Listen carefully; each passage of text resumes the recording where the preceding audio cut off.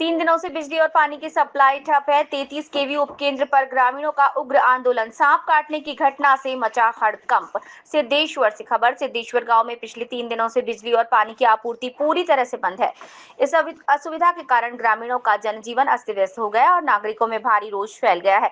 इसी पृष्ठभूमि में बुधवार सुबह से गांव की महिलाओं और पुरुषों ने एकजुट होकर 33 केवी विद्युत उपकेंद्र पर जोरदार आंदोलन छेड़ दिया है। बिजली विभाग की लापरवाही के खिलाफ आक्रोशित नागरिकों ने जमकर की नारेबाजी। महिलाओं को पानी के लिए दूर दूर तक जाना पड़ रहा है। खेतों की फसलें सूखने की कगार पर पहुंची। विद्यार्थियों की पढ़ाई बाधित हो रही। घरेलू कामकाज पूरी तरह से ठप हो रहा है। आंदोलनकारियों ने उपकेंद्र परिसर में ही धरना शुरू किया। रात 10 बजे से 11 बजे तक ग्रामीण वहीं डटे रहे। अंततः बिजली विभाग के तकनीकी कर्मचारियों ने लाइन सुधार कर बिजली आपूर्ति बहाल की।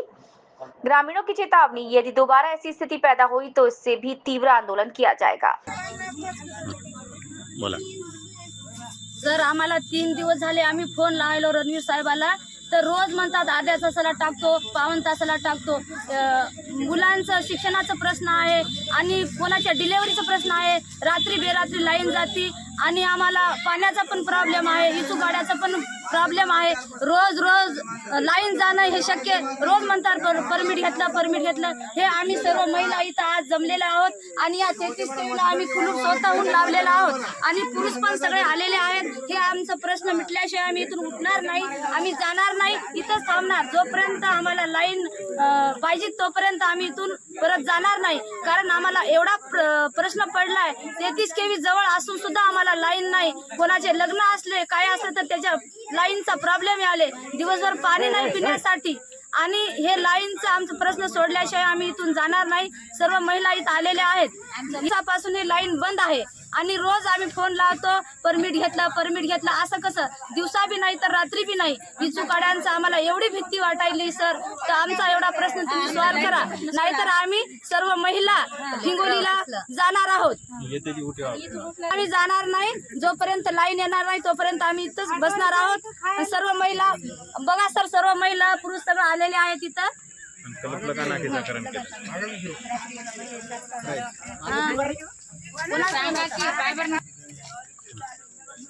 म्हणू का?